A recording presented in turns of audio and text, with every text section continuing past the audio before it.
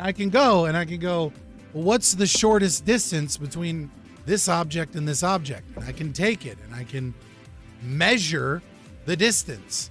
I can see it in the material world, and I can say there's no other way for me to use less and connect these two dots.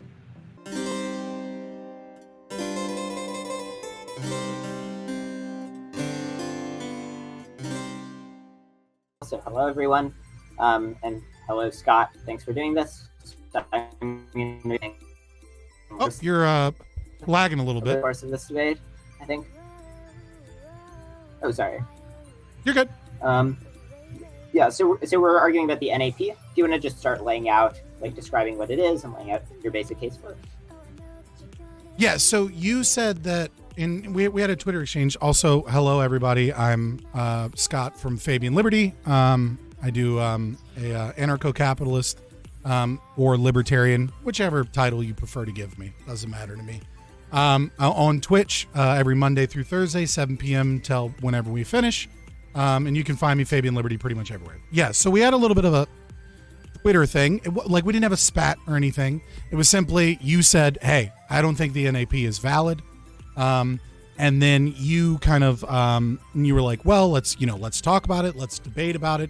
So I gave you like kind of a working definition, kind of just like off the cuff, for you to understand like what version of the non-aggression principle I'm talking about, right? Because when you hear the non-aggression principle, you might hear objectivists who are, have their own kind of philosophical standard. And, Ayn Rand was obviously the first one to create the non-aggression principle. And so libertarians under the Rothbardian, Hoppe vein are a little bit different in the way that they describe it. And it's evolved a little bit through that philosophy.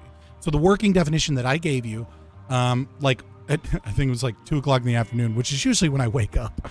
So the NAP is a descriptive rule within natural law that states that one cannot ethically justify the use of force against another person. Force is any violence, coercion, fraud, etc. against a non-consenting party. And then I added, for clarification, just so that we didn't get lost in the sauce on this, criminals are stopped from being able to revoke consent they logically argued for with their actions until they pay restitution and repayment. Okay, so, so one hang up is you described it as a descriptive rule, but it seems to be about ethics. It's what one can ethically justify. So this seems to be normative and not deducible from purely descriptive premises. So the non-aggression principle does not give moral oughts, right? So it does not tell anyone what they ought do, and it doesn't tell them what they ought not do, right? So it is purely descriptive and not prescriptive. Okay, so then so it is describing that one cannot ethically justify.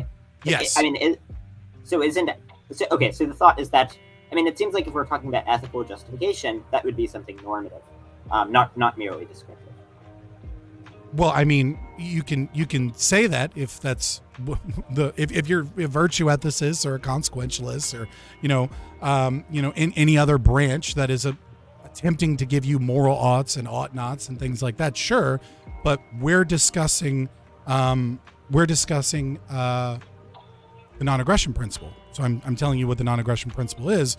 I don't think anyone would be, anyone that really understands the libertarianism and is fairly well read on it would disagree with the notion that it is not prescriptive. It's describing natural law, and it's describing how the justification of whether or not things can be justified from either in the Rothbardian tradition axioms, but later with argumentation ethics added kind of later, what logically can be said without engaging in a performative contradiction. Okay, so the thought is that it's a descriptive claim that if one engages in force or fraud or something, then they're engaging in a performative contradiction, and if they're engaging in a performative contradiction, well, they're being contradictory. But if it's not normative, then suppose someone just... No.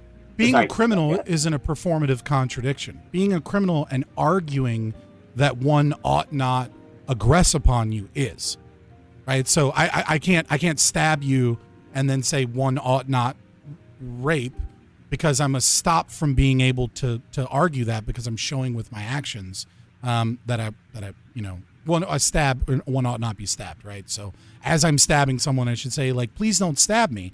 It's like, well, you can't argue that you shouldn't stab people because you're currently stabbing people, right? So I'm going to stop you from stabbing that person. Okay, well, but couldn't you argue that only some people get to stab other people?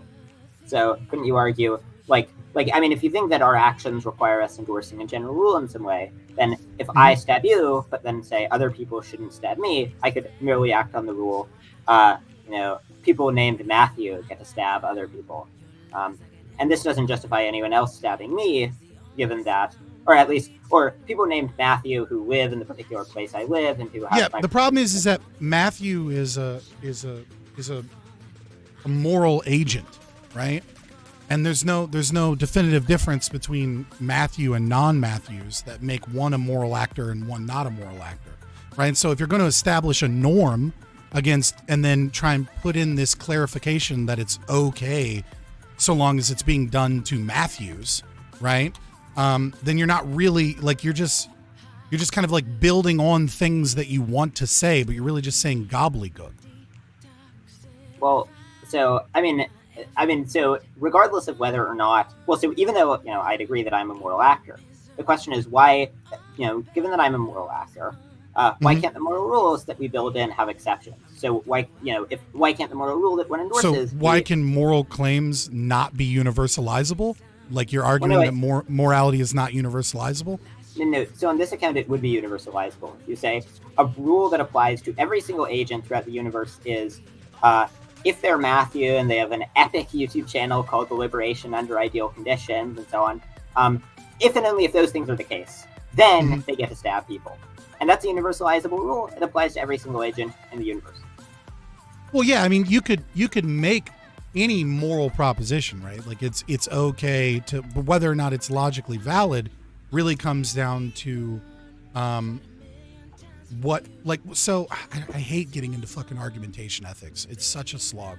So instead of going all the way down into argumentation ethics, because it just becomes are you familiar with argumentation ethics, like, deeply? I would say I have an intimate my familiarity with argumentation ethics is I've read some of the original sources, and I've read various replies to them, including most notably David Friedman's reply to the argumentation ethics. Okay, so I would prefer not to get into it. If we have to get into it, we'll get into it. Maybe it's better to start a step ahead and see if you can agree to some basic things, right? Do you believe that human beings have negative rights, freedom from other things? You believe in human rights? Well, so I think we have to be sort of careful here. I believe in them in one sense, and I don't believe in them in another sense. So I think that in a purely nominal sense, I think that people should be afforded rights. I think that society goes better when people are afforded rights by government, and that there are various good moral heuristics that appeal to the existence of rights. But if you ask me, okay, in terms of what the fundamental moral concepts are, do any of these end up invoking rights? I think to say that the answer to that would be no. I think that, I'm a utilitarian. So you don't believe in in like fundamental human rights that just exist by nature of being a moral actor, like certain things can't be done to you. So my next question is, why can't I rape you? Like, you look like a young, smooth guy. Like, why can't I just bend you over and tell you to shut the fuck up and rape you? Why would it be morally wrong for me to do that? Well, because it would cause lots of unnecessary suffering. So it would make me really happy. Okay, but it would cause me more suffering than it would cause you pleasure. Okay, so what we're saying is we're doing a kind of a utilitarian calculus, right? It says there would be severe trauma to you. It would like possibly physically wound you, right? Because I'm a pretty big guy, right? So if I rape you, you're probably going to get physically wounded. And like psychological trauma, all of this stuff, right? So my next question is, do you think, are you familiar with the film Kill Bill? No. You've never seen Kill Bill? I have not. It's a travesty, my guy. It's a travesty. Okay, so in the beginning of Kill Bill Volume 1, right, there is a scene where the main actress is in a coma, right? And there's this guy, and his name is Buck, and he's got a slogan: Buck likes to fuck. And if you watch it on TV and you watch the censored version, his name is Marty, and Marty likes to party. All right. And depending on whether or not you're watching the edited version, he either drives the pussy wagon or he drives party wagon. Right. It's a fun thing in both ways. You should definitely watch the film. Quentin Tarantino's amazing. So now what is happening is she's in a coma. She's unaware of anything going on. She's dead to the world, right? And what Buck does as a nurse that's in charge of her care is he sells to other people the ability to have sex with her without her knowing, so long as they use lubricant and so long as they don't damage or bruise the body, because Buck doesn't want to get in trouble and he doesn't want anybody to know that he's doing this. So what occurs is for cash in hand, he lets them have sex with her body, right? Over and over and over and over again, they rape her body that's still warm and has life and could potentially wake up, right? But they don't bruise her, they don't harm her, they don't cause any perforations. Now, in your opinion, would you say that Buck, who likes to fuck, who sells this woman's body without her consent, right? Because she can't give her consent, right? To other slovenly dudes so they can get happy. Do you think that he's morally a good person? No, and the reason for that is going to be various sophisticated content. Yeah, I'll let you. I gave like a long explanation, but mostly because you hadn't seen the movie. But like, yeah, please go ahead. Yeah. And I think that in that case, I think that it would be wrong, and the reason for this is that there are various ways in which this would have bad consequences in expectation. So it would make people much more frightened about their loved ones, for example, entering hospitals if they know that there was a chance that they'd be raped repeatedly in comas. There's a chance that they would, that proper safety precautions wouldn't be taken, that they would get pregnant. There's a chance that it will be discovered and be this national scandal that induces fear in enormous numbers of people. It's also pretty plausible that just the people, if people spend time raping people in comas, then they're more likely to sexually assault people in the future. And so I think that there are all of these very sophisticated consequentialist reasons to oppose this. But if let's go into those. Let's go into this. Your claim is that the analogy requires negative consequences, right? Right. Now, wait, sorry. Can I just finish the point briefly? Yeah. I don't buy those negative consequences per se in the analogy, and we can fit the analogy to not have those if you want, but we'll go for it. Well, I mean, I think that the contrary principle where so a few points. One of them is that even if we grant that the scenario is unacceptable, we can still be a consequentialist and just think that whether pleasure is good depends on features about its source. And so, for example, if you derive pleasure from an impermissible source, then your pleasure isn't actually a good thing. That's one route. But then also, I think that if we Wait, hold on, pause. I have to interrupt now. So, an impermissible source, almost like, so you're attaching a consequential analysis to people doing bad things that they know are bad from a deontological perspective. Like if you're dealing in utilitarianism, don't try and slip deontology in here when it suits you, and then act like that's not part of your calculation. Like strictly from a utilitarian perspective. Well, right? so sorry, just to be clear, I wasn't slipping in deontology. So utilitarianism is just a conjunction of a few claims. One of them is that one should bring about the best consequences, and the other one is that what determines the best consequences is how well, in general, people's lives go, or sentient beings' lives go, rather.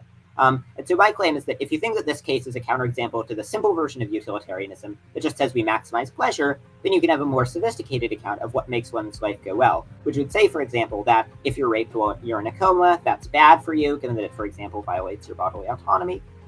You can say that, or you can say... Perfect. I love that argument because it supports the non-aggression principle deeply. Because you believe that people have bodily autonomy that shouldn't be violated. Well, now we've discovered a right that you believe in. Or do you not believe that that's a right? You just think it's a cool idea? Well, sorry. So just to be clear, I'm a hedonistic utilitarian.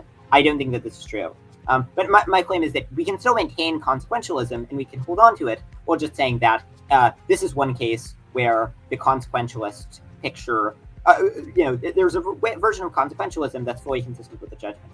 But then just to defend the judgment slightly more, I think that if we stipulate away all the negative consequences, and I think it's important when we stipulate away all the ways that it results in negative consequences to really try to remove it from real world cases. Given that our intuitions, if we make it similar to real world cases, except we stipulate away all the negative consequences, then I think our intuitions are going to be about are going to track the real world.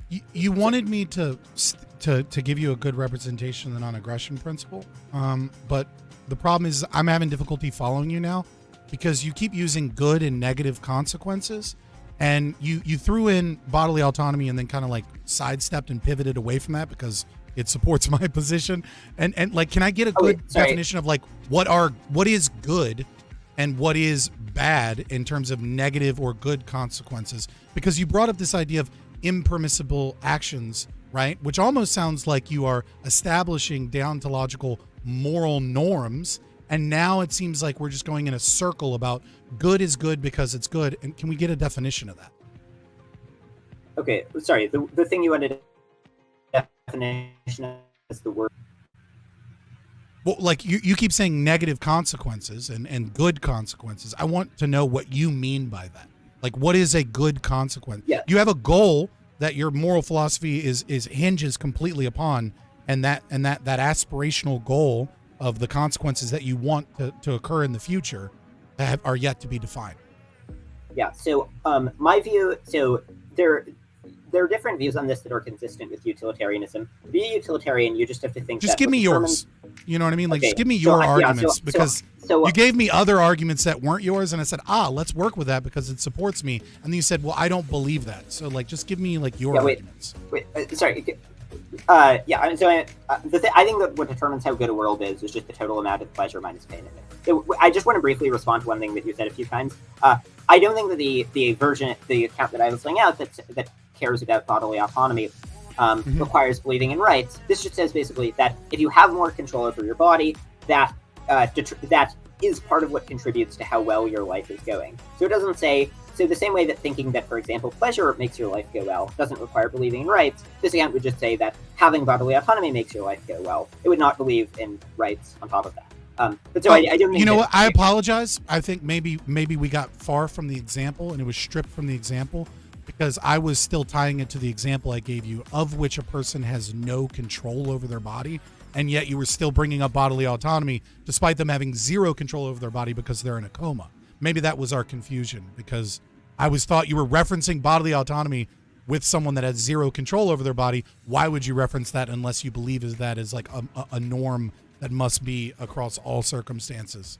So maybe there was a bit of confusion there. So I apologize for that. So I think in that case, this is not my view, and I'd be happy to spend most of the time talking about my view. I just want to very briefly say this, that I think the account would be basically that if one is a person, it's bad for them if their bodily autonomy is violated or disrespected, or hindered in some way. Well, this would just be one of the base moral facts. There wouldn't be a deeper account of that. I mean, we're all going to have to. And remember, this is not the account that I agree with. I'm just saying. I still don't know. I want your view, and I want you to tell me what is good and what is bad in reference to why the non-aggression principle is wrong. Yeah, so what I said is that I think that what determines that goodness, that the only thing that is good is pleasure, and the only thing that is bad is suffering. But, I mean, in terms of, I'm sorry, the only thing that is bad is what? Suffering. Suffering can be good. Well, suffering, so we need to distinguish between instrumental good and intrinsic good. So something is instrumentally good if it is bad in itself, but it produces something else that's good. So you might have suffering, and then it causes you to grow and progress and become a stronger person. And that would be an example of a case in which suffering is intrinsically bad, but instrumentally good.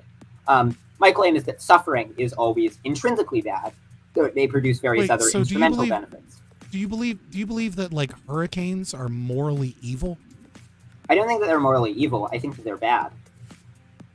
Okay, but so now, you chuckled. Okay. I thought we were using evil and bad. Yeah, no, I thought we were using evil and bad as synonymously here. Yeah, but so we're separating evil and bad. Right, I think that because hurricanes can cause suffering, right? And it's not necessarily instrumental suffering. Yeah, and I think that when we say that something is bad, what we mean is that it causes net suffering relative to the counterfactual, or something like that. It actually gets a little bit more complicated than that. But that's a decent working definition. And when we say that something is evil, we're also ascribing various character traits to it. So people can be evil, and human action can be evil, but just inanimate objects like tornadoes can't be evil.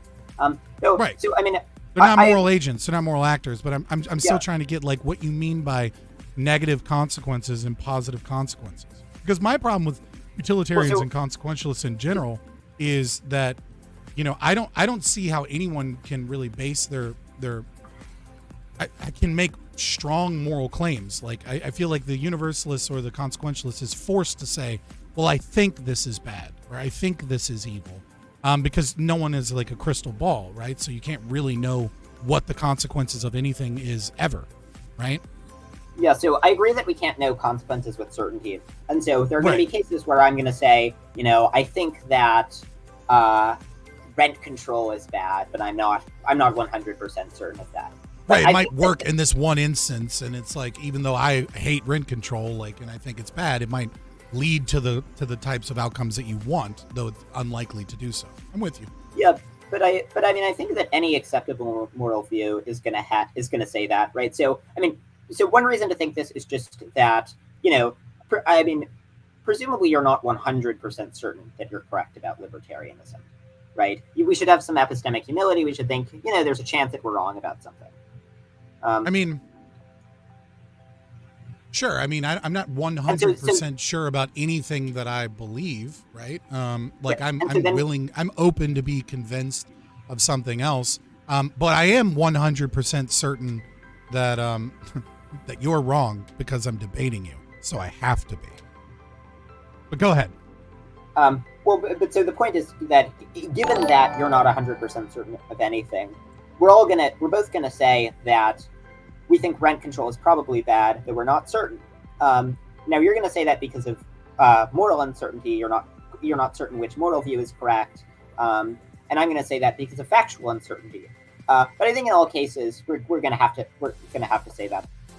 Should we talk about when you get into again, you've yet to give me really like what you've kind of just like circularly gone around what is good and what is bad, right? Well, no, by saying these are just moral foundations, right?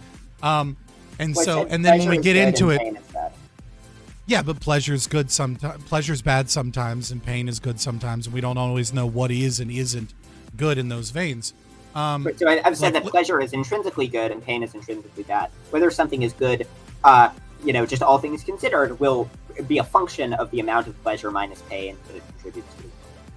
Yeah, but then we just get back to the rape scenario with unconscious people. I'm gaining more pleasure than that person's gaining pain because they have zero pain. And then you went on this long list of like, well, other people might find out. There's all of these other consequences. There's all of these things, which, fair enough. Yeah. Well, but, go ahead. Sorry. Well, so no, go ahead. I think that it makes sense to, when thinking about these scenarios, we want to have given that. I just don't know what you. Let me rephrase real quick. I don't know what you mean by intrinsically because it just seems like a natural fallacy.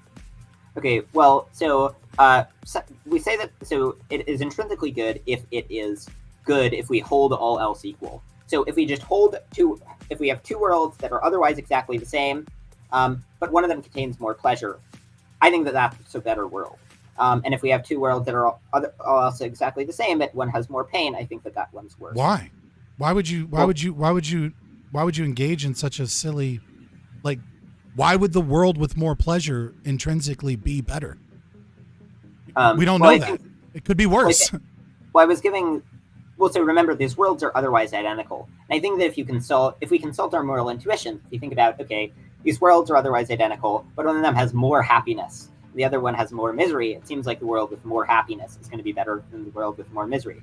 Is there any counterexample that you think there is? Yeah, it's very easy, right? Like, so you're a consequentialist, right? Very, very concerned with the consequences, right? Like, you can hold all things being equal, but once you engage in reality, one world being exactly the same and then having the happiness meter turned from 1 to 10 to 1 to 11 like a bass amplifier is going to have changes in that world. You literally cannot hold that world to being equal because it will change the way that world is. Right. So I agree that, you're not actually going to have actually existing worlds that are the same except for differences in pleasure. Right. So it falls apart in reality. I was giving a definition of a term. So the definition of the term was intrinsically. So you say that something is intrinsic, like you said you didn't understand what the term intrinsically meant in this context. So I was trying to clarify it by saying that it's intrinsically good if you think it's good in and of itself, such that if you hold everything else constant, then we want more of the stuff that's intrinsically good. We want less of the stuff that's intrinsically bad. I'd be interested in hearing your reply to some objections to the NAP. Which objections would you like to bring forward? Well, so one objection, one worry is I think it has really implausible moral implications. So here's one implication. So here's one implication. So suppose you can steal, a nickel from someone, and you won't be able to pay them back or anything. And this is the only way to save 1 billion people. Do you think you should do steal a penny to save the world? I mean, you changed it a little bit, but it's fine. Yeah, I can answer that question. Right? So the difference between something that is morally prescriptive and something that is descriptive under natural law, right, is that what I can say is that stealing a penny to save the world is ethically unjustifiable, right? That does not mean that I am demanded to make a moral ought claim that one ought not steal a penny. All that means is if you steal said penny, that I can't claim that one ought steal a penny, right? Because that is a gobbledygook sentence, right? It makes no fucking sense, and you are branding yourself against logic by doing so. But what I can say is if you're in a position where either 1 billion people, or let's go further to the extreme, right, and say steal a penny to save the world, the entire world is destroyed if you don't steal this penny. Well, that is the most anti-life thing that could occur in your life. So that's all obviously also an evil choice by most metrics, right? A virtue ethicist wouldn't be like, I mean, a virtue ethicist that really cares about theft, might say don't steal a penny to save the world. But I think most people's moral intuition would be like, fuck yeah, I'm going to steal the penny. And I think most humans that exist in that space, if given that choice, even if they're a deep, deep believer in the idea that theft is wrong, will likely become a criminal in order to steal a penny to save their wife, their child, their grandparents, the neighborhood they grew up in, and all of the things that they value in the world, right? So I'm not, what I am saying though is that if one steals a penny to save the world, you are a criminal. You have chosen to do something that we cannot say is a moral norm that we should justify, because there are other extremes to that. When you justify, right, theft and stealing from people and aggressing upon people, right, so that others may be happy,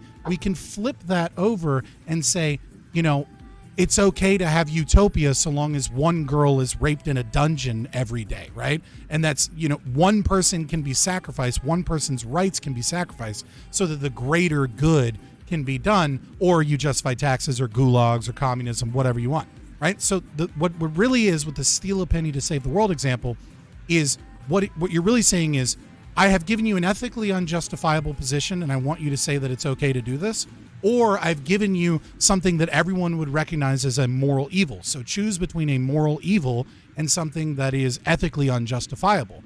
And the problem is that I'm not going to tell you what you should do. What I'm going to tell you is that you can't justify stealing that penny. You are a criminal and you must pay for your crimes, which is to say restitution and repayment, which would be in the nickel example 10 cents, right? Or in the penny example 2 cents. And I think people will probably let you re-enter society because people's own intuition is that they understood the precarious environmental situation you were in. Yes. Well, so, I mean, one thing that we might be getting a bit hung up on is I'm not actually sure what, so, I have trouble understanding what it means to say that something is ethically unjustified if you ought to do it. It seems like when you say that something is ethically unjustified, that's just the same as saying that it's something that you shouldn't do. Well, so you said that you've engaged and you've read with argumentation ethics quite a lot, so we don't need to explain. Wait, no, only a little bit. I've spent probably in total less than a half hour reading that. Okay, well then, oh god, I hate going into AE because it's really just not valuable going into it with non-libertarians, but you kind of are forced to do it because it's a foundation. So you recognize that if one makes a formative contradiction, it's invalid, correct? What's invalid? The statement. The statement is it's logically invalid. Like, it makes no sense. Like, if I say, I hate smoking vaping, and there is nothing wrong with vaping. Everything is wrong with vaping. I utterly hate it, and there's no part of my brain that enjoys vaping. And then I start vaping as I'm saying that. You recognize I'm engaged in a performative contradiction, that my statement is invalid because it is obviously true that some part of me enjoys vaping. I'd say that you're engaging in a performative contradiction, and I would say that statement, the statement that you made, is false. Well, it's invalid, right? It cannot be evaluated for true or false. I think it can. If you say that there's nothing that you like about vaping as you vape, then I think it would be the case that you like something about vaping. The statement would be false. It wouldn't not have a truth value. Well, no, it can't be evaluated for truth, right? If you say arguing is pointless, or you say that Jack exists, right, in the body of Jack, and Jack exists in the body of Jill simultaneously, right? And we recognize this as one person with one body, right? I can't evaluate that for true or false. It's just logically invalid. It's worse than false. No. That would just be false. You're saying something about the world. No. The thing that you're saying... Okay. No, I mean, this is just like Logic 101, just no. It can't be evaluated for true or falsity. This is very much not Logic 101. So there are some statements that cannot be evaluated, that very plausibly can't be evaluated for truth or falsity. Examples of those statements include, this sentence is false, right? Given that if it's true, then it's false, but if it's false, then it's true, and so you get a contradiction. No matter what your judgment is about the statement. But if you just say, if you just say a contradictory thing, then that doesn't lack a truth value. It would just be false. So if I say there are married bachelors, that would just be false. There aren't married bachelors. Yeah, it's not. No, the married bachelors example is fine, right? So if we want to look at this in how do I give you a performative contradiction that you can recognize exactly what it is?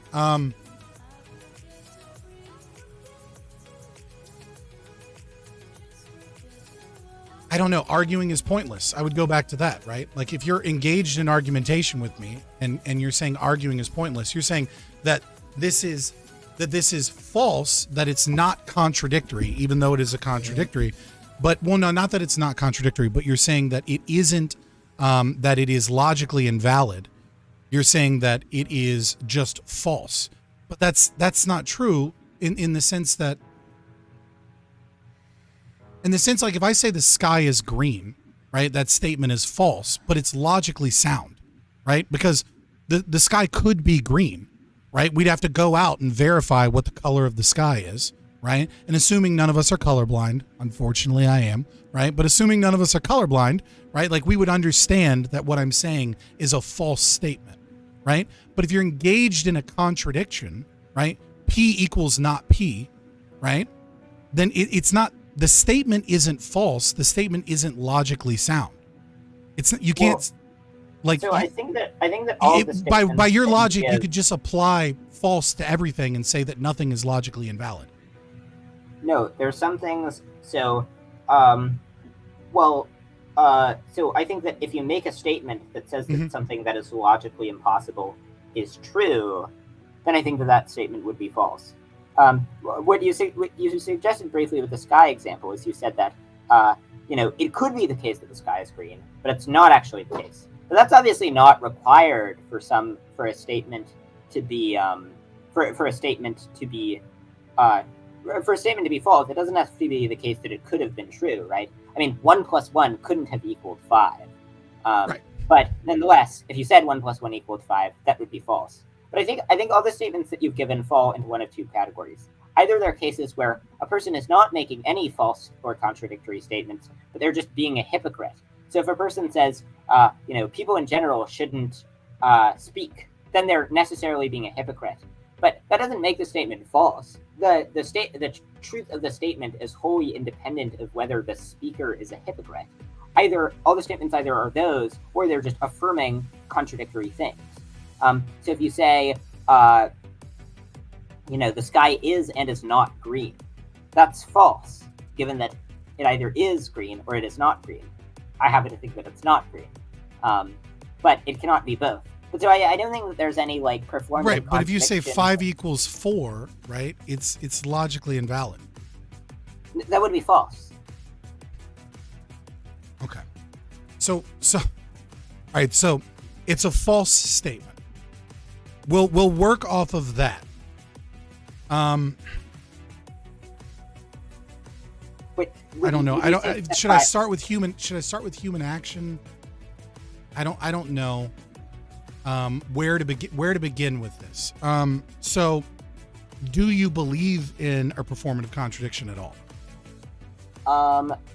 It depends on exactly what you mean by that. I think that there are certainly cases where a person can be a hypocrite, or there's a statement where a person's actions can be, or a person's statements can be revealed to be false as a result of their actions. So if a person says, if someone says I'm sleeping, I'm asleep, right? Would you agree that that's, you would agree that that's false? You wouldn't agree that that's logically invalid, because the statement I am sleeping is not logically invalid, even though it's impossible to make that statement. So generally in logic, validity means that if the premises are true, then the conclusion would follow. So, like describing a sentence like the grass is green as being invalid, that just seems like a category error. Right, but I mean, like, deal with like I am asleep. I'm currently asleep. I think that would be false. Okay, but you believe that there is a world in which this, so you don't think it's logically invalid to say that I am asleep because you don't believe in performative contradictions. I don't think that statements like that can be logically invalid, but I think statements like that can be false. Okay. All right, so we'll just work off of the idea that you recognize that the statement is in and of itself impossible to say, right? That to say that I am asleep. No. Hold on, let me finish.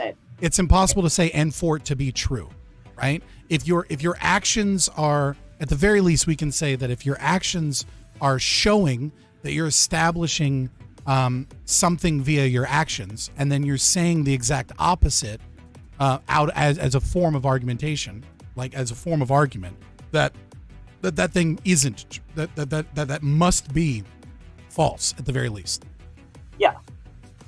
Okay, so we can work with that. Okay. Oh my God, my chat wants to do this in a ton of different ways. Like they want to go into conflict.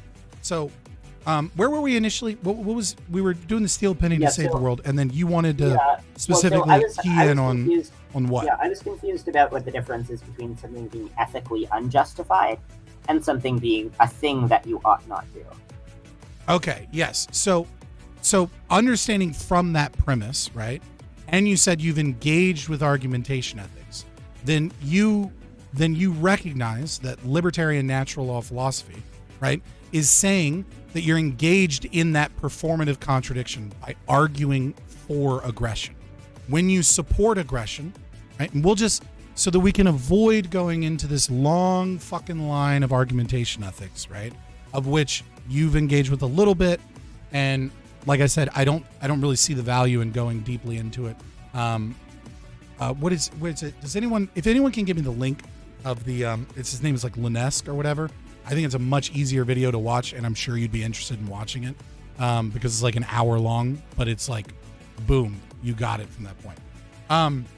But anyways, understanding all of that, when we say that something is ethically unjustified, what we mean is that if you attempt to argue that it is morally right to do this thing, i.e. aggression or to steal or take someone's private property, right, that you can't make that argument and that be a valid, or at least in your position, a true statement. It cannot be a moral claim that is true. So that is what we mean by that difference. It's different than saying you ought not do something. I'm not telling you what you should and shouldn't do with your body. What I'm telling you is that if you say it is morally okay to rape that person, that sentence to me makes no sense. And that when you say that it's okay to do that, right, that you are making a claim that simply cannot be evaluated for morality because it's a gobbledygook sentence.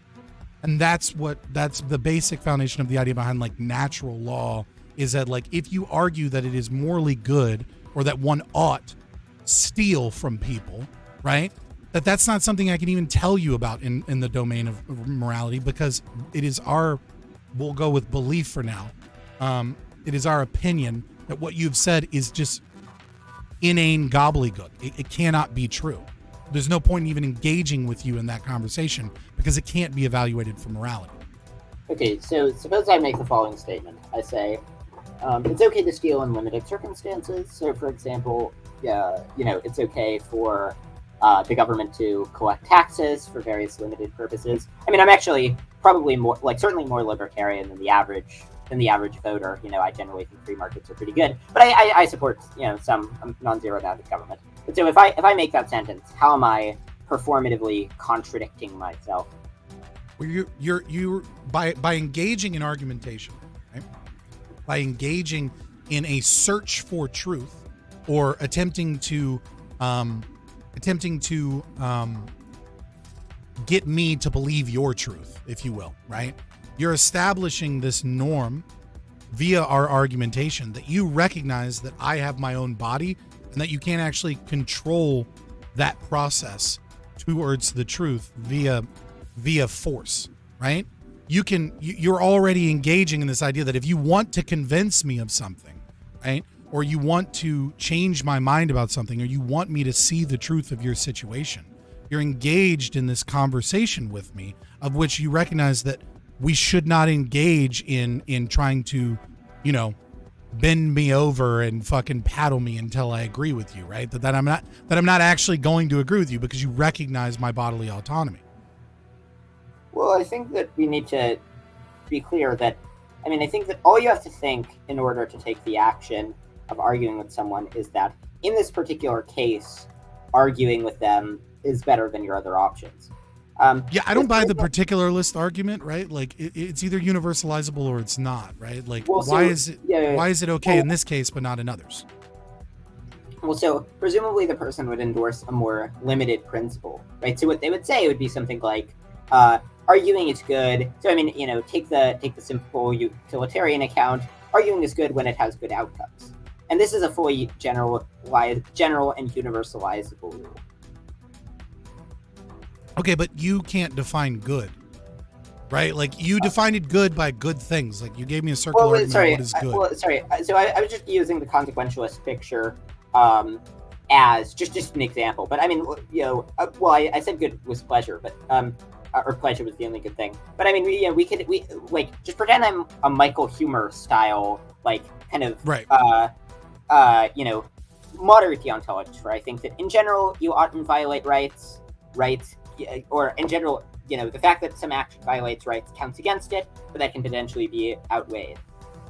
And so, and in terms of the account of what's good, it's going to be a sort of complicated picture. It's going to involve lots of different things, including respecting autonomy, pleasure, knowledge, virtue, achievements, and so on. But the point is, the specific account, the specific alternative accounts can be criticized. But the basic point is that what you can do is you can just adopt some general principle, where the general principle entails that that arguing is good, but that there are also cases in which one ought to use force. Okay, so the problem is that you're saying there are particular cases where this moral norm goes away, right? That one ought not violate people's rights that we have given them via the state or some entity that we've recognized, right? That those rights exist, but then there are particular cases where those rights don't exist. So it is your belief that the problem that I have with that is like either those rights exist and they ought not be violated, right? Or you don't believe that those rights exist. Like how, like the two makes no sense.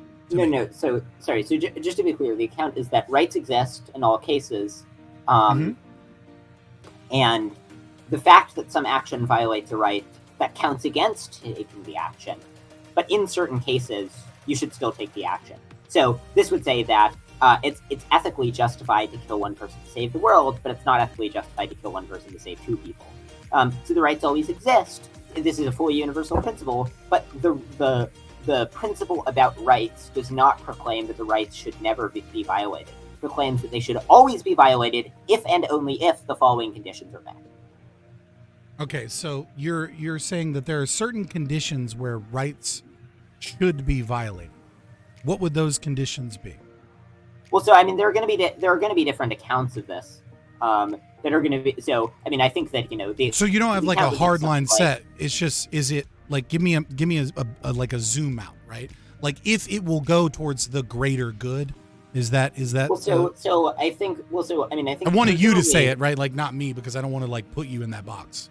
Yeah. So I think presumably the account would be something like if it has sufficiently good, not just enough to contribute a little bit to the greater good. It has to produce sufficiently good outcomes in order to outweigh. And maybe there's going to be some other complications, but that would be sort of probably the basic sketch of the deal.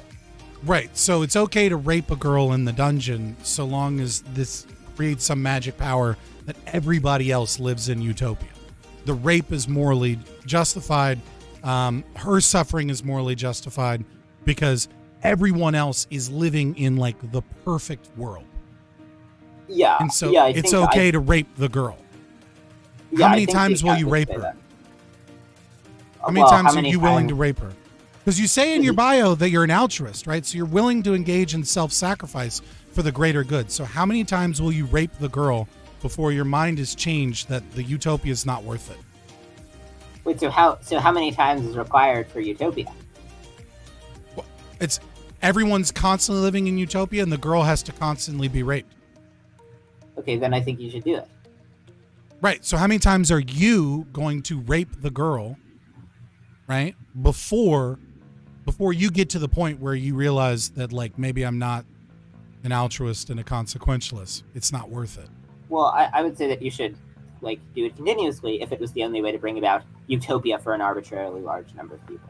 But I mean, you can have an account that says that if utopia is like a more complicated account where you say basically that if utopia is tied in some intricate way, where there's some very important connection between. Yeah, I'm using a little bit of magic here because obviously, like raping a girl in a dungeon isn't going to like. Yeah, right. You know what I mean, right? You know.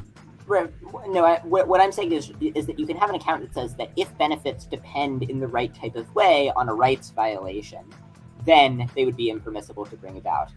But I mean, the point is just that there are going to be lots of different accounts, and the accounts are going to say different things. But if the argument for the non-aggression principle and for argumentation ethics involves biting someone with plausible bullets and saying basically that it's ethically unjustified to steal 1 penny to save the world, and also that it involves saying that and then the argument for it involves just trying to individually beat up every single one of the other ethical theories. I mean, there are going to be different people who have the different ethical theories, different accounts of that, but it can't be a good like if the argument for your theory is just that every single other theory is wrong. Well, that's not the argument for my theory. Like we both have positive positions here, and I'm picking apart yours as you're picking apart mine. That's right. Not the foundation of argumentation ethics. Isn't consequentialism is wrong. The foundation is based upon the fact that there are that what we recognize is that Rothbard originally, like before argumentation ethics, right, is attempting to understand conflict, right, and it's attempting to understand like where is conflict inherent, right? Where are people's like being forced to battle each other in some regard, right?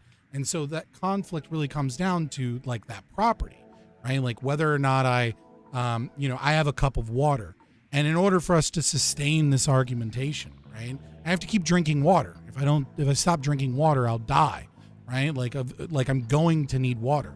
And so there needs to be a valid kind of like a a valid means of me being able to justify that this water can be used by me, right? And so you need a valid justification for property. And, communal property ownership or taxes or the fact that I don't actually own this water, right, pulls apart my ability to be able to make any statements, because I'm doing so whilst violating other people's rights. If I don't own this water exclusively, if this water isn't mine, right, then I'm not justified in drinking this water until I get permission from all of the other people that might want this water. Maybe in the apartment next to me, they have no water, and unbeknownst to me, they're dying of thirst, and they really want this water, and they're slowly crawling, right, over here, in the hallway right now. They're crawling, hoping that a neighbor has water, right? And so if this isn't my water, right, and I drink this water, and it's actually everybody's water, everybody owns the water, or those that need the water more have a right to my water, then by me drinking it, I'm violating that person that's dying in the hallway's rights when they show up, and I'm the murderer. I'm killing, right? And so like that understanding of conflict is really like where anarcho-capitalism or libertarianism really starts to begin. It's like, well, how do we reduce conflict, and how do we understand the inherent nature of conflict between humans? And we can go further and further and further if we want to just describe the entire fucking history of libertarianism. But understanding those elements, like, there's a lot to it. Like, Rothbard didn't set out to be like, I'm going to develop a theory, and the theory is consequentialism is wrong. Yeah, well, so I mean, I think let's. I think it's worth describing where we are in the dialectic. So, you brought up argumentation ethics, and argued that basically, if you violate other people's rights, then you're engaging in a performative contradiction.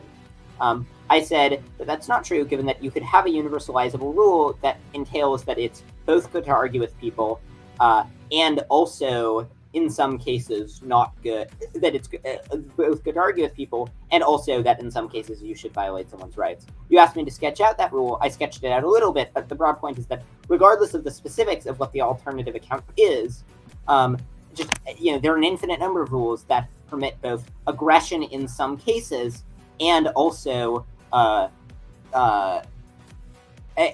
permit aggression in some cases and also permit arguing about argumentation ethics. So given that that's the case, I disagree with that. I don't think it's steel manning me, but okay. So you were saying, right. But given that that's the case, I disagree with that. That's okay. I don't think there are any justifications for aggression, which is the initiation of force against a non-consenting party, right, or some fraud. Now, and the problem is that as the consequentialist, you're basing you're saying that I am establishing a moral norm, that it is sometimes okay, based upon my subjective understanding of what the future will be, to violate people's bodily autonomy. Because I predict that in the future, more people will have less suffering, or more people will have more pleasure than what I think will be the amount of suffering that you will go through from my aggressive actions towards you. I don't even, the problem with that is that it justifies anything. What you have justified is every evil in the world forever and always. Like, you've justified gulags with that position. Well, so I agree that any evil can be justified under various incorrect empirical assumptions, but I don't think that that counts against the theory. So, I mean, suppose that putting one person in a gulag would bring about infinite utopia. Everyone would be infinitely happy.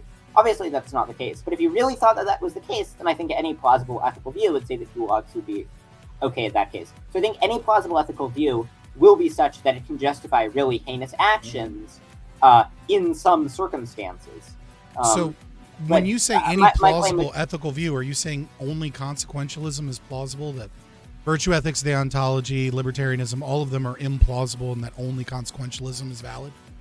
Well, I haven't. Well, so that's not an entailment of my statement, but I would say yes, that's true.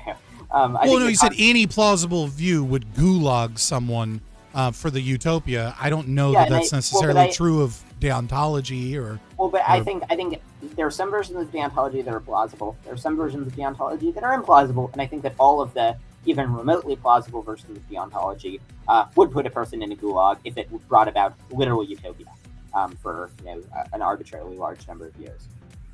I think that's silly. I don't think a Christian would. I don't think a truly devout Christian that believes hardcore in their values would say that it is okay to gulag people for the utopia. Though, fucking these days, who knows? Well, I don't think that's a plausible view. Right, exactly. You don't think deontology is plausible or virtue ethics is plausible. The only thing that you think is plausible, that's fine. I just wanted to make sure that when you say implausible, what you mean is anything that isn't my philosophical view is implausible, which is fine. Sorry. Well, so I think I think implausible is sort of a vague term, and I would assign different credences to some ethical views. But I wouldn't say, there are various versions of deontology, like, for example, the version that Michael Huemer adopts that I would describe as, not crazy. I could see how a reasonable person gets there. I don't think that it I'm sorry, what did you say? What? Michael Huemer. I thought you said micro something. I was like, wait, what the fuck are you? Okay, go ahead. I apologize. I was just wanting to make sure I was actually hearing you. Yeah. So I would say, a rational person without making any, basic logic mistakes could get to his position if they just had a different set of intuitions from the ones that I have. Now, I think they'd be wrong, but I think that it's a at least somewhat reasonable position. But I think that the absolutist versions of deontology say that you should never violate rights. I don't think those are even remotely plausible. And this is for a lot of reasons. But just to sort of simplify the reply to argumentation ethics, suppose that I think the following ethical view is true. Okay, the ethical view is that it holds two rules. One, arguing is good, and you should argue as much as possible. Two, you should engage in as much violence as possible, only insofar as it doesn't hinder arguing. Presumably you think that view is internally contradictory in some way. I don't think that view is internally contradictory in any way. No, I'm not saying this is a plausible view, but my claim is just that this is a view that allows you to get around argumentation ethics. And the point is so you believe that you've defeated argumentation ethics by saying that sometimes you should use violence as opposed to argumentation. That is the performative contradiction right there, because you're establishing the moral norm that it is better to not do that. Like violence, what you're saying, argumentation ethics and the non-aggression principle, for the record, has nothing. Like violence is the wrong word here. We're talking about force. We're talking about initiating force against someone that is not consenting, right? Yeah. So I should have used the term initiation of force. So you say that one should initiate force as much as possible in general, except when that hinders argument, and then you shouldn't do that. That seems like a perfectly universalizable maxim, and it doesn't seem contradictory. What you're saying, when you say justify force then. Well, I mean, so I don't think that this ethical view would be justified. The point is just that if you have an ethical view that's justified, that according to which there are some cases in which you should engage in force, I don't think that the argumentation ethics gets you anywhere, given that argumentation ethics, all that it's one can affirm force using force in some cases without affirming it in cases where one would otherwise be having an argument, which means that it doesn't have any force, pun intended, because in the case of argumentation ethics, or for any moral view, the moral view doesn't have to say force is always justified or is always unjustified. It just can say that it's justified in some cases. In argumentation ethics, it involves assuming that you're contradicting yourself, because you're saying force is justified, but you're also performatively saying it's not justified. And no, neither of those are true. What you're saying really is that force is sometimes justified and that it's sometimes not justified. Yeah, so the problem is that when you're engaging in argumentation, you're recognizing that I am an autonomous individual, right? You're establishing that this is I don't good, know why you and have then to recognize that, right? Like, why can't you think of someone as Well- being a member of a collective? well, you're not a toddler, right? So you've developed theory of mind, right? You've recognized somewhere around the age of 3 or 4, right, that I am my own person with my own thoughts and ideas, right? I agree that just as a practical matter, basically everyone who would be arguing with you about libertarianism would think that you're an individual. But I don't think that there's anything logically contradictory about thinking that you're not an individual and you're just some automaton robot and also arguing with you. I mean, I've argued with ChatGPT. I mean, not very much, but it's just fun to go back and forth. And I don't think that ChatGPT is an individual. Okay. Yeah, I don't think that either. I don't understand what you mean. What you said is to argue with someone, you have to think that they're an individual. You can't argue with ChatGPT. It's not possible. I mean, you can like make a point and it'll raise and ask it to raise points in reply. No, you can't argue. It's not an agent. Like, you can't argue with it. But so you're saying by definition to argue with something you have to be an agent. But remember, your argument, you were providing an argument for why. So why is it that to argue with one, you have to recognize that they're an agent? Okay, so if I'm arguing with you right now, right, then by virtue of arguing in this conversation, right, I believe that you are a different person, right, that has your own ideas that I simply cannot force upon you. To not believe that would be like, what would you be doing then? Yeah, I would agree that generally arguing in most cases would be pointless if you didn't recognize that the other person was an autonomous individual. Right, like what do you do? Like, if you're talking to someone that's like brain dead and you're arguing with a brain dead person, you're really just attempting to argue with that person, right? Like, you're not. What are you doing? Like, you're arguing with yourself against a wall, right? Like, you're not actually arguing with that person because that person isn't capable of understanding what you're saying and then like generalizing that information that you give them, and then like they're not capable of doing anything that like actually makes it an argument at that point. Like, there would be no difference between you arguing with a Coke can and arguing with someone that's like brain dead, like Terry Schiavo. Like, you can't argue with Terry Schiavo.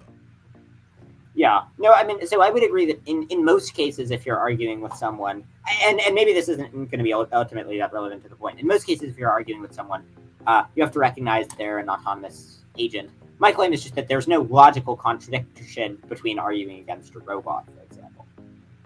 Like, it's not, I think in general, it'll be true in any, basically any sane person who's arguing with someone will recognize that the other person, if the other person is a person, that the other person is an autonomous individual or whatever. But I don't think that that's like logically necessary. But then you're not arguing. There's no conflict, right? You're just talking to yourself. If you're talking to a person, right, that is incapable of understanding you, right, then it's no different than you singing in the shower. Like, that's not argumentation. Okay. Yeah, I don't think that this point is ultimately if what you define as a argument is a rhetorical conflict of some sort between two people, then I mean, you could in theory be wrong about whether the other person is the person, but I didn't. This doesn't seem like that important of a point to get hung up on. I mean, you could be attempting to argue with someone that's incapable of argumentation, but you wouldn't be engaged in argumentation, technically speaking. But that's not really like relevant to the moral norm that you're doing.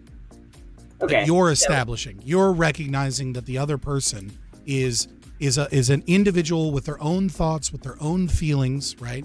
That you're attempting to get them to agree to some of your terms or ideas, or attempting to change their position in some way, and you don't have the capacity, right, to change my mind in any other way. Like, you could use violence, right, but to use violence would not be you wouldn't be argumentation, right? Like, you wouldn't be arguing. Sorry, what? Like, at that point, you would just be beating me and torturing me, hoping that I eventually reach the position that you have. Yeah, wait, sorry. I'm not sure why to argue with someone, you have to think that you're incapable of convincing them without argument. So, like, I don't know, suppose that you, that that you're not in. I take that back. Like you don't believe that it's impossible to, let's say, torture someone to then believe something different, right? Or to do something other than arguing. What we're saying is the action, the human action, the intentional behavior that you are performing, right, is establishing that this is a good way to get someone to believe what you want to believe, and that this is preferable. Yeah, when you argue with someone, you are, well, I didn't think that you have to affirm as a general, to argue with someone, you didn't have to affirm as a general rule that arguing is preferable to other things. You just have to think that it's preferable in that case. Okay, so you think it's preferable to argue in one case, but it's not universalizable. Yeah, well, no, so the rule, so it would be universalizable, in that, well, so I think it's perfectly I think it's perfectly consistent to say that it's not universalizable. But I mean, if we say that it is universalizable, it can just be universalizable with strings attached. So the universal rule would be that, it would be some more complicated rule that entails that in some cases, arguing is worthwhile, and in other cases, arguing is not worthwhile. Right, but what you are establishing as a norm is my existence as an autonomous person that has the ability over myself, and that it is good to engage in argumentation with that person. Wait, so I agree that you have to. Wait, sorry. Can you repeat the things that you think that you have to think the other person is if you're arguing with them? A rational agent with what were the other things? So a rational agent with bodily autonomy. I don't know. You're recognizing bodily autonomy, right? Like you're recognizing that I have exclusive control over my body and my thoughts and minds. By even engaging in argument with me, you already recognize my bodily autonomy. I don't think that's true. I mean, let's imagine. How is that not true? Well, so here, let's imagine a counterexample. So let's imagine that that there was a person who they had control over their body, except someone else controlled their thumb by remote control. You could still argue with this person, right? I'm sorry, I was just typing to someone in chat real quick. Yeah. Well, so if a third party was controlling a person's thumb by remote control, then you could still argue with them. And what this shows is that in order to argue with someone, you certainly don't have to think that they're fully autonomous over their entire body. Okay, sure. If someone was controlling my thumb, right, while I'm playing a video game, then I don't have exclusive control of my thumb. Just like if someone was, but what we're talking about is exclusive control over my mind, right? Now, the mind usually transits to the body, but I don't understand the distinction wasn't made clearly enough. It's not about whether or not I'm the one controlling my hand right now, right? Like you can still argue with me, sure, but I have exclusive control over my brain. If I don't have exclusive control over my thoughts and my ideas, and you're attempting to argue with me, right, then you're not really arguing with me at that point because someone else is controlling my thoughts. Like if I'm under the effects of a mind control spell, right, then you're not arguing with me. You're potentially arguing with the person that is using a mind control spell. Maybe. You know what I mean? Well. So I mean, I don't think it's certainly the case that you don't have to have control over your entire mind, right? So let's imagine that a person you have control over 99% of your mind, but just the part of your mind that's responsible for thinking the thought that blueberries taste good, you have no control over that. You have no ability to think that thought, and someone else can make you think that thought whenever you want to. Even if that were the case, unless you didn't have full control over your mind, I could still obviously argue. I don't think that you could argue with someone that's being enslaved, but maybe if they're being enslaved in the regard that they have a portion of their brain enslaved. This is the first one I've never heard, which is actually kind of interesting. So the idea being you have 0.01% of your brain is not under control, but it has no relevance to the argument that we're currently having. Right? So blueberries never comes up in the conversation.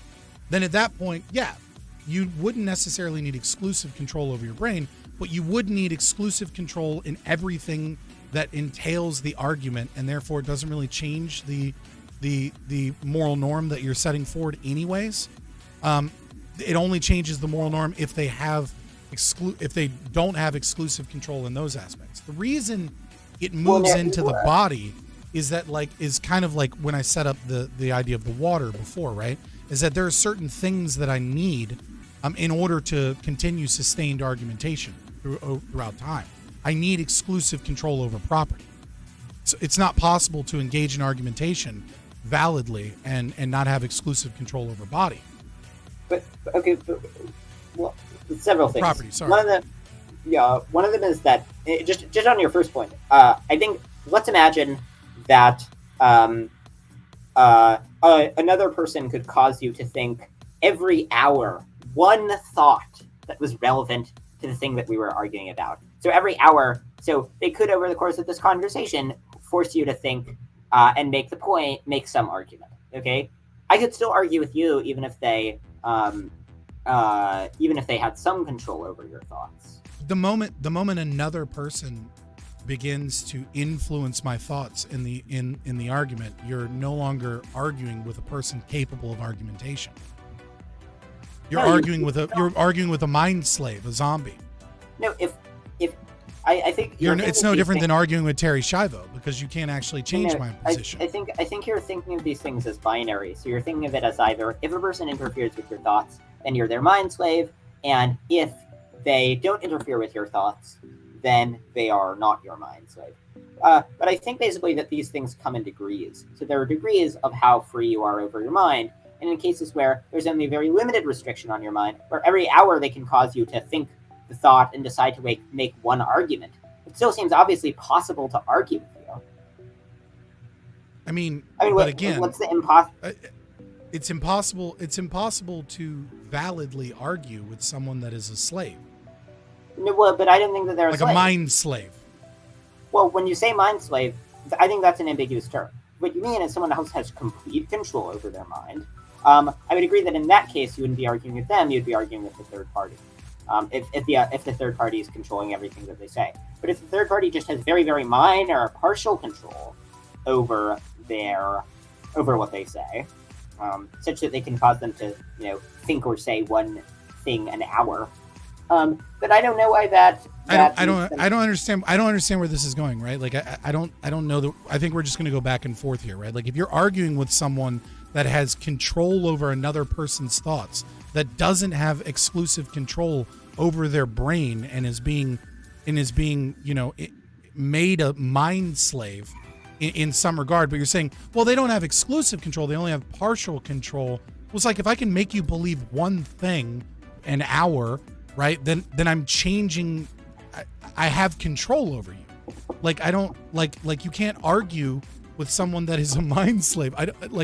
You're either a mind slave or you're not a mind slave. Like either your thoughts can be changed and controlled by a third party, or they can't. Well, so but if they can only be controlled a little bit by a third party, I don't know why that makes you a mind slave in a sense that makes it so that you're really arguing with a third party. If I can make you afraid of the outdoors, I can give you agoraphobia. I can radically change your life. Like this analogy, and if I attempt to argue with you, to go outside, and then someone makes you afraid of going outside, then I'm not arguing with that person anymore. What I'm doing is I'm talking with someone that doesn't have control. I'm arguing with the mind controller and this person at the same time. And that because that person doesn't have control, eventually you would recognize that I am a mind slave, and then you would say, well, it's futile to argue with this person because they don't have, I can't. Well, okay, let's imagine that the third party can only make them think a very limited range of thoughts every hour. So they can only cause them to make good once per hour they can. Well, you can't define good, so I don't know what the mind slave thoughts will be. I've defined good several times over the course of this conversation. Each time after I defined good, you then repeatedly asserted that I had not but defined good. But I'd be happy to define it again if you would like. Sure. So If it gets us out of the partial mind slave dredges that we're in, where you're saying that someone is both a mind slave and not a mind slave because they're only kind of a mind slave. That's not what I'm not saying that they're both a mind slave and that they're not a mind slave. I'm saying that they're not a mind slave, even though another person has a very small amount of influence over them. Things are good if they are worth pursuing. Okay. And in terms of a list of the things that I think are good, there's only one item on the list, and it's happiness.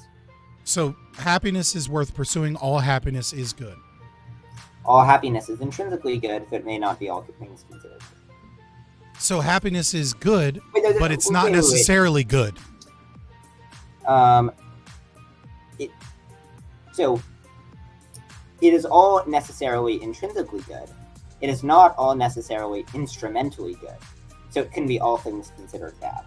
But wait, I mean... But you're just saying it's good because it's good. And then when I asked you to define how is it intrinsically good, you said two worlds, all things being equal, one with more happiness, but originally you didn't use happiness, you used pleasure. You've yet to ask me why it's good. Well, so in terms of why it's good, I don't think that there's going to be a deeper account. I think that there are some things that are fundamental, just like there are some fundamental axioms, mathematical axioms. You keep asking what the fundamental... Like, if you have some mathematical thing that you think you know, you ask, why is that true? You'll say, because of this. Why is that true? Because of this.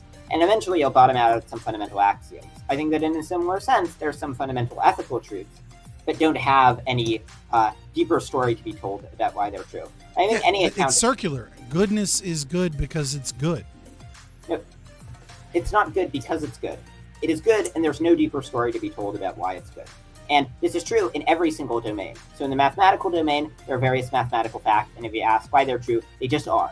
And we know that they are, given that they're very obvious. Well, then prove it. Well, no. So the thing is, if you keep... So are you familiar with the Munchausen trilemma?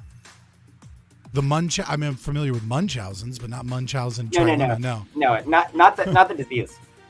So suppose you think... So say you have a piece of knowledge, okay? You're like, I know that the sky is blue. How do you know that? Well, because I observed the sky is blue. How do you know that your vision correctly informs you that the sky is blue?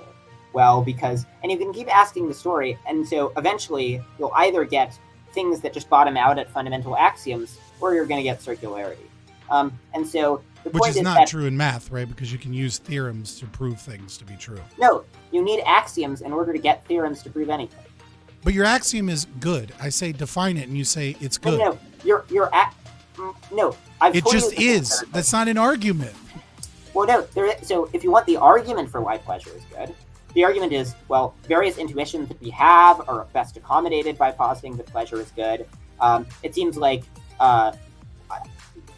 The argument that pleasure is the only good, that would be a sort of complicated argument. I could start out by explaining why pleasure is one of the goods.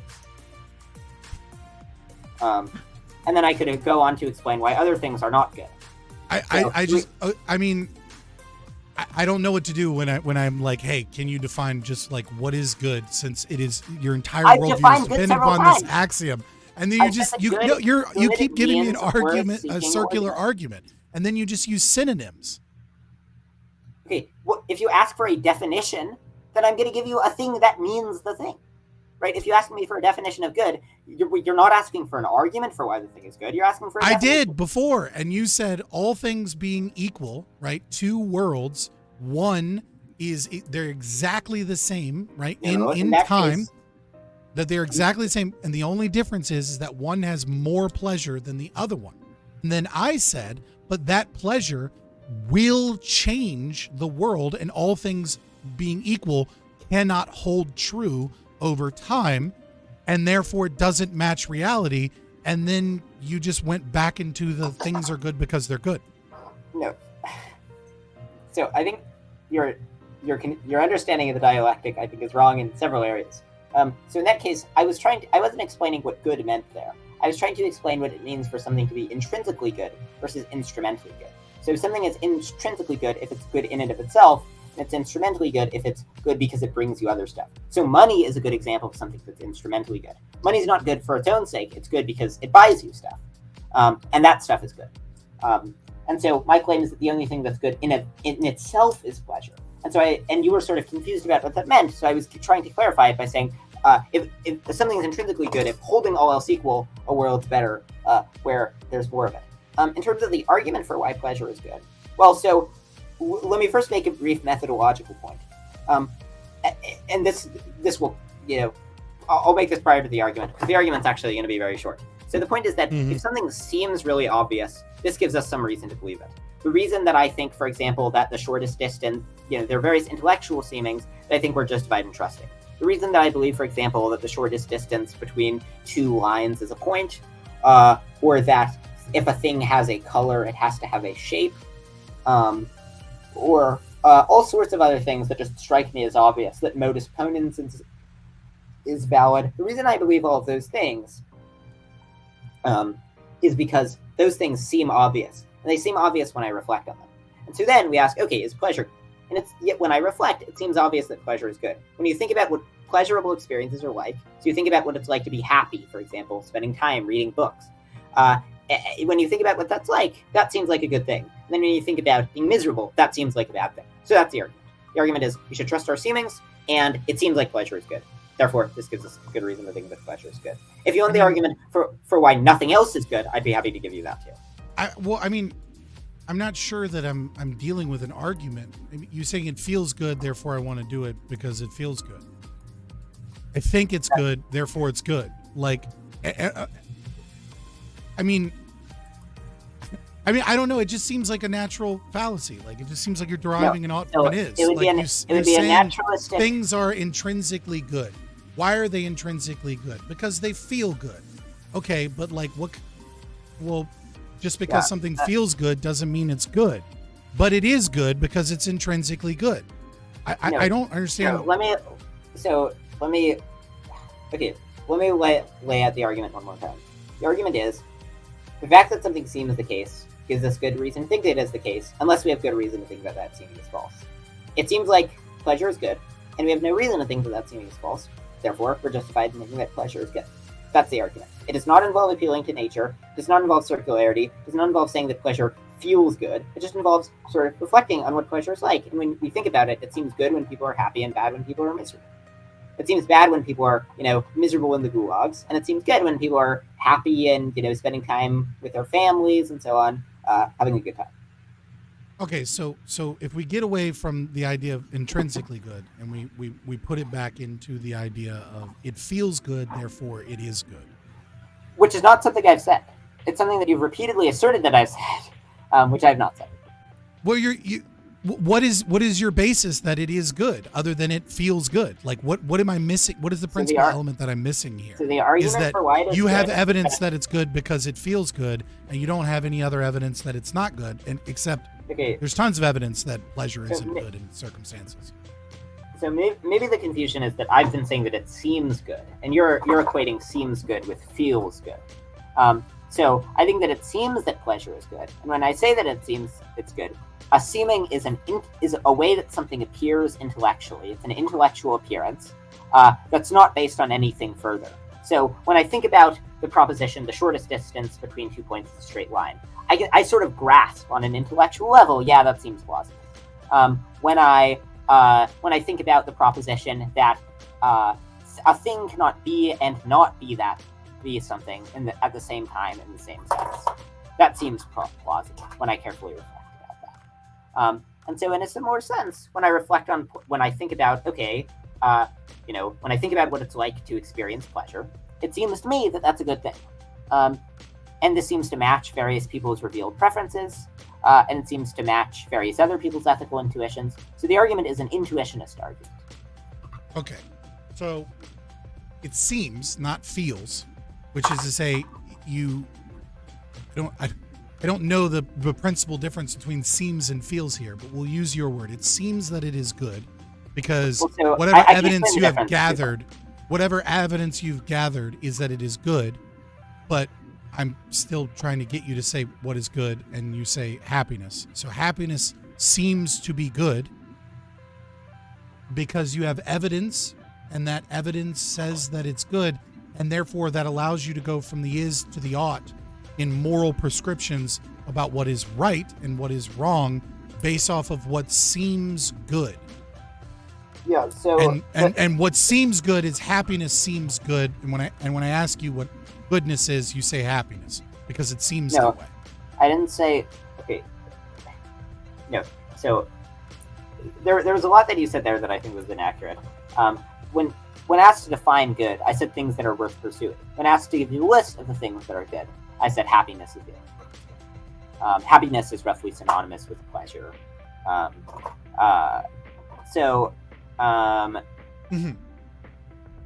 Let's see. Wait, there were various other things that you said that I think were inaccurate, but now I'm forgetting what they were. Wait, sorry. Do you want to repeat what you said? Well, so what you're saying is, and maybe I missed it before, like your definition of good. Your definition of good is what? Things that are worth pursuing. So Yeah. it is worth pursuing happiness. Yeah, it's worth. But not above all else. It has stipulations, right? Well, no. My view is that happiness is subjective. Like I don't understand. I don't get consequentialist. It seems crystal. Like I don't understand how you make moral claims off of crystal balls. I don't know. I don't get it. Yeah. Well, so okay. I'll address that in a moment. But there was just one other important point that I thought was worth addressing. So you said it seems like pleasure is good because you have evidence for it or something. But I think let's get back to the analogy with the case where you of the belief that the shortest distance between 2 points is a straight line. Now I've been told that this is false in like Euclidean geometry, I think, or maybe non-Euclidean geometry. Yeah, I think non-Euclidean geometry is where it's false. But I mean, just if we think about our intuitive picture of the world, which is Euclidean, which is non-Euclidean. Where is this going?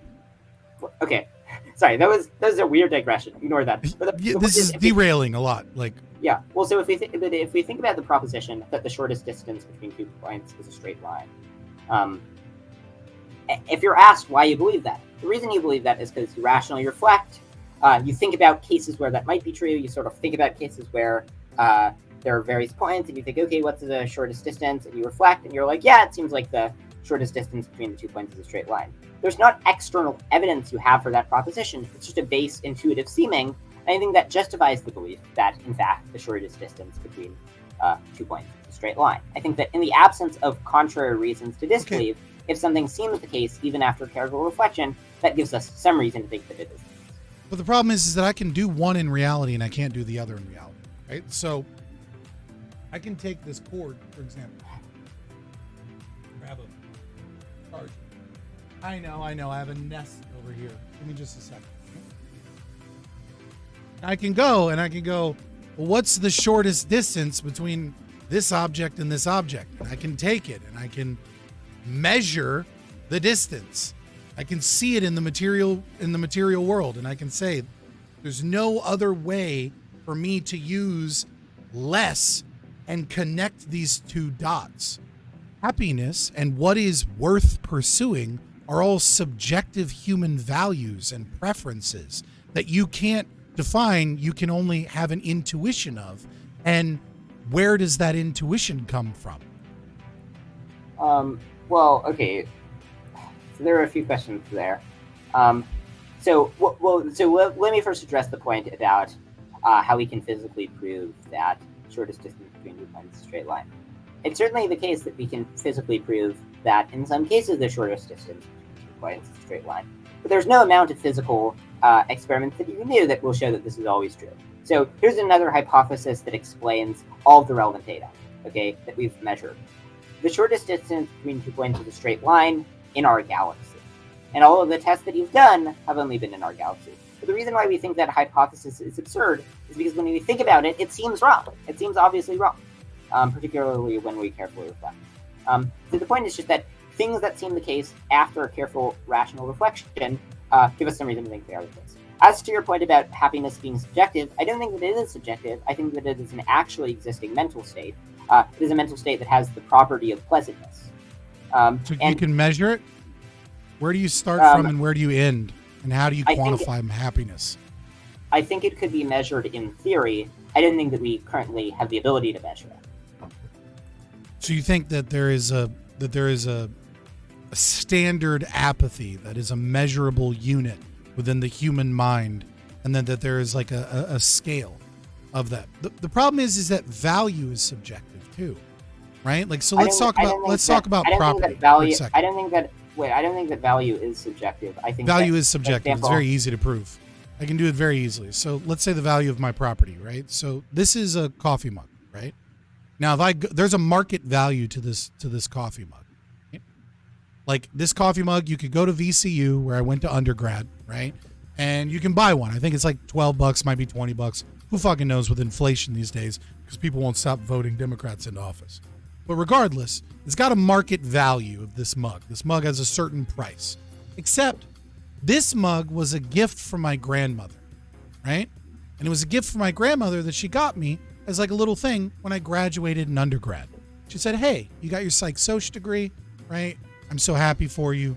Here's that." So there's some value that I place onto this mug, right? That is only to me, right? You would value this mug at a different rate than I would value this mug because I have some sentimental feelings about this mug. But here's the thing. I'm not a very successful Twitch streamer, right? I'm in the top like 0.8%, which some would define as very successful, but you know, I'm not like a millionaire, okay? Right? So as of right now, I'm sitting at 35 viewers, right? Like we get a couple of subs. You should sub to the channel, guys. Just throwing that out there, right? And so like how much money I have in the bank account also determines the relative value of this mug, because an hours of labor to me is something I value at one rate financially, but I might value it differently in my time differently if my life was different. Throughout time, the value of this mug will change from moment to moment. If I'm having a bad day, this mug might be that little thing that lightens up my day. I wake up and I go, today's going to be a bad day. And then I grab this coffee mug from the cabinet and I say, man, I love my grandma.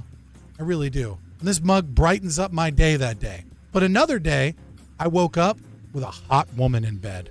Okay? I woke up and I slapped her ass and I went into the fucking kitchen and I was whistling Daisy. And you know what? It's just another fucking coffee mug to me that day, because why the fuck do I give a fuck about the love of my grandmother when I got a hot piece of ass in the bed that day? So the value of this mug is constantly changing. It's constantly evolving, and calculating stealing this mug via taxation for other people from me is a point distance that is constantly moving. It is unquantifiable. And even if you could develop a supercomputer that could quantify it, the theft of this mug will be different at a different point in time.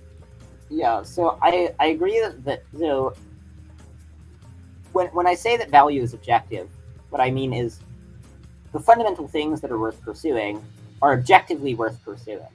And so pointing out that how much various pieces of property, how much you value them, or how much they are valued, will depend on the person who's valuing them and the time and so on. That doesn't disprove the claim that well, your own sentence does. They're worth pursuing because they're objectively worth pursuing. Like, okay, my guy. No, but that's not the sentence that I said. I've given you an argument for why pleasure is worth pursuing, like 6 different times, and you've just like repeatedly misrepresented the argument. I don't know. It seems like to me your arguments are circular. To you, it seems like they're perfectly found, and I'm just not getting it.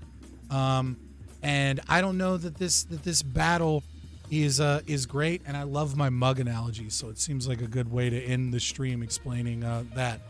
But you know, yeah, I don't sure. know. Maybe we can have another conversation about it. If you DM me over Discord or over Twitter, I can get you that a video that I think does a much better job of simplifying the argument for argumentation ethics, as opposed to like reading Hoppe and then immediately going into the people that are trying to prove the thing that you yet to understand wrong. I think it would behoove you, even if you don't want to become a libertarian, to better understand that argument. So DM me over Twitter or whatever, and we'll get that. But I'd love for you to like plug your channel. And if you have an outro because you feel like I'm cutting you off in an unfair way and you want to make like a concise, or as you put it, say where we are at this point in the dialectic. If you want to do that, I won't interrupt you and let Yeah, you. no, I mean, I think that forward. we've covered a sufficiently large number of topics, but there isn't a super concise summary of all the things. I think that, I didn't have too much more to add. I have a YouTube channel called Deliberation Under Ideal Conditions. More importantly, I have a blog. If you just Google Bentham's Bulldog, it'll be the first thing that'll pop up. Where I have a 45-part article series or so defending utilitarianism, and probably in total over 100 articles arguing for utilitarianism. But I have a specific 44-part series called Utilitarianism Wins Outright. So yeah, check that out. And yeah, thanks for doing this. Also, I don't know if his Substack is good. Okay, I cannot claim whether or not I can assure you that it's good. Well, you can't define good, so let's not go there. I defined good several times, but what I can say about his Substack is when I went to look at it, this man was putting out a new article every 45 fucking minutes. So at the very least, there's a lot there. All right, so yeah, you should check out his Substack if you've got a lot of time on your hands. Yeah, it's about one a day, but I mean, you don't have to read all the articles. You can only read some of the articles. I just checked, and it was 45 minutes and 2 hours, and right before stream, and I was yeah. Oh yeah, today I was on a bit of an insane fanatical article writing spree. Yeah, no, I did write 3 articles today, but before that, the most recent article I had written was I've only written a total of 1, 2. My God, we're just only teasing 7 articles. And I was just plugging your Substack, man. Just yeah. Roll with it. Yeah. But yeah, thanks for doing this. Of course. Yeah, I'm Fabian Liberty everywhere. I'm primarily a Twitch streamer Monday through Thursday, 7 p.m. until we finish Eastern. You can find me on YouTube. You can find me on Twitter. And of course, there are the occasional things that are only on Rumble because, Twitch and YouTube just don't allow certain conversations. Like a couple days ago when I was debating a PhD candidate in microbiology and research scientists on lab leak hypothesis, things like that. I'm not putting that on Twitch. I'm certainly not putting that on YouTube, right? Because that's begging to be banned. Yeah, I think the lab leak hypothesis is pretty plausible. Give it 60% odds. Well, he disagrees, so there's that. You have a great day, Matthew. Or night, Thank you, I guess. As well. Bye. Thank you for watching. If you made it all the way through this video, then you've got to share, and subscribe. Over 70% of you watching aren't subscribed, and it really helps. We're live on Twitch every Monday through Thursday starting at 7 p.m. Eastern. And follow us on Twitter for more spicy libertarian takes. Finally, we all know that YouTube is a temporary place for dissidents. One day we'll upset the wrong journalists and be gone. Poof. But it doesn't have to be that way if you make sure to follow us on Rumble. Every video on YouTube is also posted to Rumble, and sometimes we exclusively stream there. Thank you for your time. All links are in the description below.